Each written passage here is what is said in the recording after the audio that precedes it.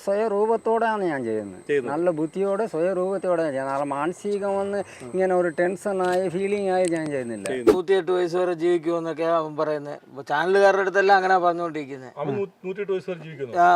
അമ്മച്ചി ഞാൻ ബോച്ചറിൽ കൊണ്ടുപോയി വച്ചിരിക്കുന്നു, മരണപ്പെട്ടു. ശരി, എന്നാലും കൂടെ ഫീലിംഗ് ഇല്ല.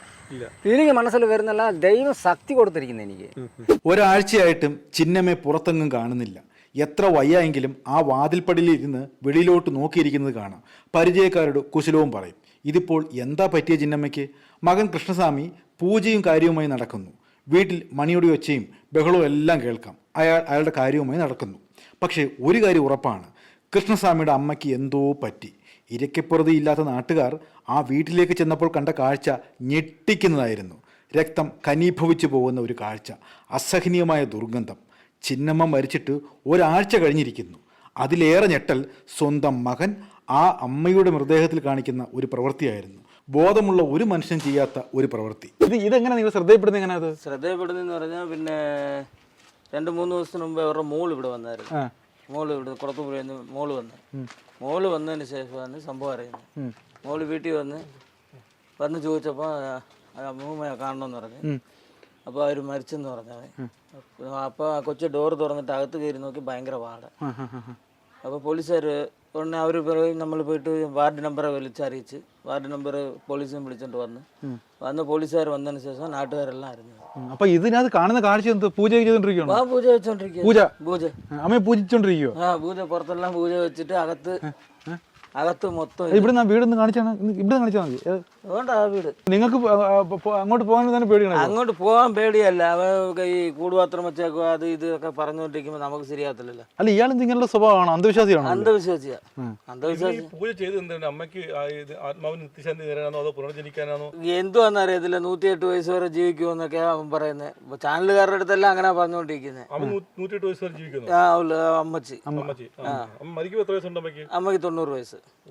അതിനുവേണ്ടി മരിച്ചയാളെ വീണ്ടും പൂജ ജീവിപ്പിക്കാൻ വേണ്ടിയോ എങ്ങനെയാണെന്ന് അറിയത്തില്ല. ജീവിപ്പിക്കാൻ വേണ്ടിയായിരിക്കും. അങ്ങനെ ആയിരിക്കും. അവിടെ പുറത്തും അകത്തും എല്ലാം പൂജയൊക്കെ വെച്ച്. അല്ല, എന്തോ പൂജ എന്ന് പറയാൻ എന്ത് ചെയ്തിരിക്കുന്നത്? ചന്ദനത്തിരി കത്തിക്കും, മറ്റേ തിരി കത്തിക്കും. കത്തിച്ച് സൂര്യഭഗവാന് അവിടെ ഇവിടെ എല്ലാം കാണിച്ചിട്ട് അവ എല്ലാം കറങ്ങി അടിച്ച് വീട്ടിൽ കൊണ്ടുപോകും. കൊണ്ട് ആ വീട്ടിൽ തന്നെ അവിടെ വെച്ചേക്കും. അപ്പൊ ഈ പുറത്തെല്ലാം പൂജയൊക്കെ ചെയ്യുന്നതെല്ലാം കാണുന്നുണ്ട്. ഇവന്റെ ഒരു സ്ഥിരം പൂജാരി ആയതുകൊണ്ട് ബോഡി ഉണ്ടെന്ന് അറിയുന്നില്ല, ആരും അറിയത്തില്ല. മണ്ണെണ്ണയൊക്കെ ഒളിഞ്ഞ് കെട്ടി വെച്ചേക്കുമായിരുന്നു. അല്ല, ഇതെങ്ങനെ ബോഡി ഇങ്ങനെ പുതപ്പിച്ച് വെച്ചേക്കുവായിരുന്നു? പുതപ്പിച്ച് 2-3 ബെഡ്ഷീറ്റിനകത്ത് മൂടി വെച്ചേക്കുമായിരുന്നു. പ്രശ്നമൊന്നുമില്ല. അവൻ ചോറൊക്കെ കഴിച്ചോണ്ടിരുന്നതല്ലേ അതിന്റെ അടുത്ത് തന്നെ. അപ്പൊ ഇവിടെ നിറച്ച് വീടല്ലയോ? ഇവിടെ 10-100 കുടുംബങ്ങൾ താമസിക്കുന്നു. ഈ തോട്ടമേഖല ആയതുകൊണ്ട്. അപ്പൊ ഇതിനകത്ത് ആൾ താമസം ഉള്ളത് അയാളുടെ വീട്ടിൽ മാത്രമേ ഉള്ളൂ? ഇവിടെ ആളില്ല, അപ്പുറത്തും ആളില്ല. അപ്പൊ അതുകൊണ്ട് അപ്പുറം ഇപ്പുറമൊക്കെ ആളുണ്ടായിരുന്നെങ്കിൽ എല്ലാവരും അറിയാമായിരുന്നു. ആളില്ലാത്ത കൊണ്ടാ താമസമില്ലല്ലോ, അതുകൊണ്ട് അറിയാൻ പറ്റാത്ത. ഇതാണ്ട ഈ വീടാ തുറന്നിട്ടേക്കുന്നു. ഇതാണ് വീടല്ലേ?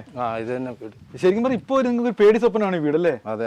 ബോഡി കിടന്ന വീടല്ലേ? ബോഡി കിടന്നത് 5 ദിവസം കിടന്നപ്പോൾ നാട്ടുകാർ പോലും അറിഞ്ഞില്ല. അയാളുടെ മോള് വന്നതിന് ശേഷമാണ് ഈ സംഭവം അറിയാം. അല്ലെങ്കിൽ എന്ത് ചെയ്തായിരുന്നു? ഈ മോള് വന്നില്ല, എന്ത് സംഭവിച്ചു ബോഡിക്ക്? ഇതുവരെ ആൾക്കാർ അറിയത്തില്ല, നാട്ടുകാർ പോലും അറിയത്തില്ല സംഭവം.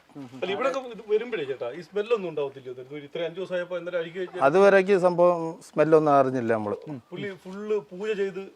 പുള്ളി ഇവിടെ മുറ്റത്ത് നിന്ന് പൂജയൊക്കെ ചെയ്ത് പൂജയൊക്കെ ചെയ്ത് ഇവിടെ അകത്ത് പൂജാ റൂമുണ്ട്. അങ്ങനെ ഈ സംഭവം അറിഞ്ഞതിന് ശേഷം ആൾക്കാരെല്ലാം ഇവിടെ തടിച്ചു കൂടി. എന്നിട്ട് അയാൾ ഇവിടുന്ന് പൂജ നടക്കുക. അയാൾ ഇവിടുന്ന് പൂജ നടത്തിക്കൊണ്ടിരിക്കുവായിരുന്നു. പിന്നീട് പോലീസുകാരൊക്കെ വന്ന്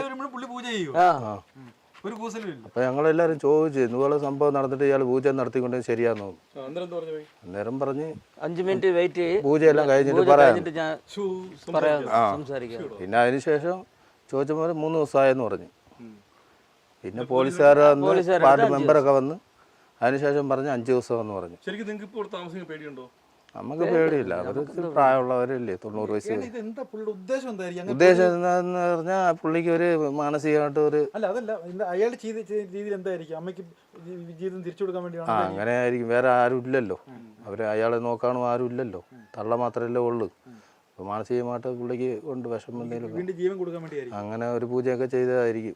എന്നാലും അതിന്റെ ചുറ്റിന് ആഹാരം കഴിക്കുമെന്നൊക്കെ പുള്ളി ജംഗ്ഷനിൽ പോവും, കടയിൽ പോയി ആഹാരം വാങ്ങിച്ചുകൊണ്ട് വന്ന് കഴിക്കും, കിടക്കും. അയാൾക്ക് പേടിയില്ലെന്നാണ് പറയുന്നത്. ബോഡി നിലത്ത് കിടത്തേക്കുമായിരുന്നു. ബോഡിലല്ല, കട്ടിൽ കിടത്തേക്കുമായിരുന്നു. പുള്ളിക്കാരൻ തര കിടക്കുമെന്നാണ് പറയുന്നത്. പക്ഷെ ആ ബോഡിയോട് ഭയങ്കര ബഹുമാനത്തിലെ പുള്ളി കാണുന്നത്. ഉണ്ട് ഉണ്ട് ഉണ്ട്. ആ പുതപ്പിച്ച് കിടത്ത് കിടക്കുക. കട്ടിൽ കിടത്തു. ശരിക്കും പറഞ്ഞാൽ അമ്മയും മോനും നമ്മുടെ സ്നേഹം കൂടെ വായിക്കാൻ പറ്റും അല്ലേ? ഈ പൈപ്പിൻ മുട്ടി തന്നെ ഇരുന്ന് കുളിപ്പിക്കും, എല്ലാം ചെയ്യും. ചത്തിട്ടും കുളിപ്പിച്ച്. അതെയോ? അന്നേരം ഞങ്ങൾ അറിഞ്ഞില്ല. പുള്ളിക്കാരൻ എപ്പോഴും ചെയ്യുന്നതാ. അമ്മയും കൊണ്ടുവരും, പൈപ്പിൻ മുട്ടി ഇരുത്ത് കുളിപ്പിക്കും, കുളിപ്പിച്ച് കട്ടിലിരുത്തും. എന്നും നടക്കുന്ന പോലെ വിചാരിച്ചതാ ആൾക്കാർ. ബോഡി എടുത്തോണ്ടിരുമ്പോൾ നിങ്ങൾ വരെ ജീവൻ ജീവനുണ്ടെന്ന് എന്നും ചെയ്തേയില്ലേ എന്നും പറഞ്ഞാൽ ആരും ഇതിനെ കുറിച്ച് ശ്രദ്ധിച്ചില്ല. ഇല്ല. പിന്നീടല്ലേ സംഭവം അറിഞ്ഞു. അവരുടെ മോള് വന്നില്ലെങ്കിൽ ഇതുവരെയും സംഭവം അറിയത്തില്ലായിരുന്നു. അറിയത്തില്ല. അത് വാടക അടിച്ചായിരുന്നെങ്കിൽ നമ്മള് മോളുടെ വീട് കുളത്തപ്പുഴ. അയാളുടെ ഭാര്യയുടെ വീട് കുളത്തപ്പുഴ. ഇപ്പോഴേ അയാളുടെ അവസ്ഥ എങ്ങനെ? ഇപ്പോഴും പൂജയും കാര്യങ്ങളൊക്കെ ഉണ്ടോ? ഇപ്പൊ ഇല്ല. ഇപ്പൊ 2-3 ദിവസം കൊണ്ടില്ല. പൂജ അവിടെ നിർത്തി. അതോടെ നിർത്തി. ബോഡി കൊണ്ടുപോയതിനു ശേഷം പിന്നെ ഇല്ല. നിങ്ങളൊന്നും അധികം അടുപ്പിക്കത്തില്ല പുള്ളി അല്ലേ? നമ്മളെ അടുപ്പിക്കത്തില്ല. പുള്ളിക്കാരൻ ആരുമായിട്ട് സഹകരണം എല്ലാം അടുപ്പിക്കത്തില്ല. ആരും ചെയ്താൽ ആരും കൂടുപാത്രം ചെയ്ത് അങ്ങനെ എങ്ങനെയൊക്കെ പറയത്തുള്ളൂ. ഒരു സഹകരണം ആദ്യത്തെ സംഭവം നമ്മൾ കേൾക്കുന്നത്. നേരത്തെ അവർക്ക് നടക്കാനൊക്കെ വലിയ ബുദ്ധിമുട്ടായിരുന്നല്ലോ. ഇങ്ങനെ എഴുതി കഴിഞ്ഞാൽ കൈ കൊണ്ട് എഴുതിയൊക്കെ പോകുന്നതും വരുന്നതും. 1-2 വർഷത്തിനകത്ത് അങ്ങനെ സംഭവം കൊടുക്കുന്നതും ആഹാരമൊക്കെ ഇതിനകത്ത് തന്നെ വെക്കും, എല്ലാം കൂടെ എല്ലാം ചെയ്യുന്നതും.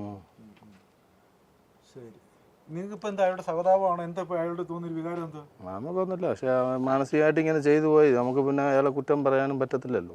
മെനഞ്ഞാന്ന് സി എ വന്നപ്പോൾ സി എയുടെ അടുത്ത് സംസാരിച്ചപ്പോൾ സി എ ഞങ്ങളുടെ സാറിൻ്റെ അടുത്ത് ഞങ്ങൾ ചോദിച്ചു, എത്രയും പെട്ടെന്ന് ആശുപത്രി കൊണ്ടാക്കാനാണ് അവർ പറയുന്നത്. ആശുപത്രി കൊണ്ടുപോയി ആക്കാണെന്ന് അവർ പറയുന്നത്. അവരങ്ങനെ പറയുന്നത്, ആശുപത്രിയിൽ കൊണ്ടാക്കണം എന്നാണ് അവർ പറയുന്നത്. നിങ്ങളുടെ ആഗ്രഹം മാനസിക ഇപ്പൊ 2 ദിവസം കൂടെ നോക്കിയിട്ട് നമ്മൾ പഞ്ചായത്തിൽ അറിയിച്ചിട്ടേ, പോലീസ് സ്റ്റേഷനിൽ അറിയിച്ച് പോലീസുകാർ തരാന്ന് പറഞ്ഞാൽ അവരെ കൊണ്ടുപോയിട്ട് മാനസിക ആശുപത്രി കൊണ്ടുപോകണം. ഇപ്പോഴത്തെ സാഹചര്യത്തിൽ ഇവനെ ഒറ്റ കൂടെ കിടത്തിയാലും അകത്ത് എന്തെങ്കിലും സംഭവിച്ചാലും അറിയത്തില്ല. ഇനിയിപ്പോ ആ മക്കൾ പോലും തിരിഞ്ഞു നോക്കുമെന്നും അറിയാൻ പറ്റത്തില്ല. ചിലപ്പോൾ അയാൾ ഒറ്റയ്ക്കാകുമ്പോൾ ചിലപ്പോൾ മാനസികമായിട്ട് എന്തെങ്കിലും ചെയ്താലും അറിയത്തില്ല. അതാ വിഷയം. അങ്ങനെ മാനസിക രോഗിയല്ലോ? അങ്ങനെ ഒന്നുമില്ല എനിക്ക് മനസ്സിൽ. എന്തുകൊണ്ടാണ് സ്വയരൂപത്തോടെയാണ് ഞാൻ ചെയ്യുന്നത്. നല്ല ബുദ്ധിയോടെ സ്വയരൂപത്തോടെ ചെയ്യുന്നത്. മാനസികം വന്ന് ഇങ്ങനെ ഒരു ടെൻഷനായി ഫീലിംഗ് ആയി ഞാൻ ചെയ്യുന്നില്ല. ദൈവവിശ്വാസത്തോടു കൂടിയാണ് ആ പൂജ ചെയ്യുന്നത്. എന്തിനു വേണ്ടിയായിരുന്നു ഈ അമ്മ മരിച്ചിട്ടും ഇത്രയും ദിവസം ചേട്ടൻ പൂജ ചെയ്തത്? പൂജ ചെയ്തതെന്ന് പറഞ്ഞാൽ അമ്മ മരിച്ചിട്ടില്ല എന്നാണ് എൻ്റെ മനസ്സിൽ. ഇപ്പോഴും അങ്ങനെ തന്നെ? പക്ഷേ ഞാൻ ബോച്ചറിൽ കൊണ്ടുപോയി വച്ചിരിക്കുന്നു, മരണപ്പെട്ടു. ശരി, എന്നാലും കൂടെ ഫീലിംഗ് മനസ്സിൽ വരുന്നില്ല. ദൈവം ശക്തി കൊടുത്തിരിക്കുന്നു എനിക്ക്. അപ്പോൾ ഈ ശരിക്കും ഈ അവിടെ അമ്മ മരിച്ചിട്ട് 5 ദിവസം പൂജ ചെയ്തത് ചെയ്തു. അമ്മ മരിച്ചത് ഇപ്പോഴും വിശ്വസിക്കുന്നില്ല, ജീവനോടുണ്ട് എനിക്ക് മനസ്സിൽ. അങ്ങനെ ഒരു ദൈവം തന്നിരിക്കുന്നു. നീ അതാ വിഷമം വേണ്ട, വിഷമിക്കേണ്ട. ജീവനോട് ഇരിക്കുന്നു, എൻ്റെ കൂടെ ഇരിക്കുന്നു. അത് ദൈവമായിട്ട് ഇരിക്കുന്നു, പക്ഷെ മറിച്ച് ദൈവമായിട്ടിരിക്കുന്നു. അത് വിഷമം മനസ്സിലിട്ട് ഫീലിങ് ടെൻഷൻ വരാതെ ശക്തി ദൈവം തന്നിരിക്കുന്നു. ഇല്ലെങ്കിൽ ഒരു അമ്മ പറിച്ചിട്ട് ഒരു മോൻ വന്ന് ഇങ്ങനെ സ്റ്റൈലായിട്ടും ഒരു മനസ്സിൽ ഒരു വിഷമം എടുക്കാതെ ഇങ്ങനെ നടക്കുന്ന എല്ലാവരുമേ അതിശയപ്പെടുന്നു. എല്ലാവർക്കും ഒരു അതിശയം തോന്നില്ല. ഈ കണ്ണുകളിൽ നോക്കിയാ നല്ല വിഷമമുണ്ട്, കരയാനൊക്കെ തോന്നുന്നുണ്ടല്ലോ. അതിനെക്കുറിച്ച് ഫീലിംഗ് ആയിട്ട് ഞാൻ ഇപ്പോൾ അന്നെ സംസാരിച്ചാൽ ഞാൻ കരയും. അതുകൊണ്ടാണ് ഞാൻ അത് മനസ്സിൽ എടുക്കാത്ത കാരണം. എന്നാലും കൂടെ ഇപ്പം ഒരു മരണം സംഭവിച്ച ആ മരണ വീട് വ്യക്തമായിട്ട് അറിയാം നമുക്ക് കാണുമ്പോൾ. പക്ഷെ ഇപ്പം എൻ്റെ വീട് കാണുമ്പോൾ മരണ വീട് പോലല്ല ഇത്. അമ്മ ശരിക്കും അമ്മയ്ക്കൊരു പുനർജന്മം ഉണ്ടാകും എന്ന് കരുതിയാണോ ഈ പൂജ ചെയ്തത്? അതെ ചെയ്യുന്നു. അല്ല, അങ്ങനെ തീർച്ചയായിട്ടും ഉണ്ട്. അമ്മയ്ക്ക് ഇനിയും ഒരു ജനം ഉണ്ട്. എന്താണെന്ന് വെച്ചാൽ അമ്മ വന്ന് ആർക്കും ദോഷം ചെയ്തിട്ടില്ല, ആരെയും ചതിച്ചിട്ടില്ല, ആർക്കും കൂടുമന്ത്രം ചെയ്തിട്ടില്ല, ഞാനും ചെയ്തിട്ടില്ല, അമ്മയും ചെയ്തിട്ടില്ല. പക്ഷെ ഞങ്ങൾക്കാണ് അവർ ഇത്രയും കൂടുമന്ത്രം ചെയ്തത്. കൂടുമന്ത്രം ചെയ്യുന്ന ഇവിടെ ഉണ്ട്, ആൾക്കാരുണ്ട്. അവരുടെ പേരിലാണ് ഞാൻ സ്റ്റേഷനിൽ പരാതി കൊടുത്തിരിക്കുന്നത്. ഇത് കൂടുതൽ ഈ ദൈവത്തിന്റെ കാര്യം. ഞാൻ വെളിയിലിരുന്ന് സൂര്യനും ചന്ദ്രനെയും അവിടെ വെച്ച് വീട്ടു മുമ്പിടെ വെച്ച് ഞാൻ പൂജിക്കുന്നത് ഇവർക്ക് വന്ന് ഇഷ്ടപ്പെടുന്നില്ല. ഇവിടെ അമ്പല ക്ഷേത്രമുണ്ട്, മാരിയമ്മൻ ക്ഷേത്രം. ആ ക്ഷേത്രത്തിൽ ഇരിക്കുന്ന ദൈവം വന്ന് ഇവിടെ ഇരിക്കുന്നതെന്നാണ് എല്ലാവരും പറയുന്നത്.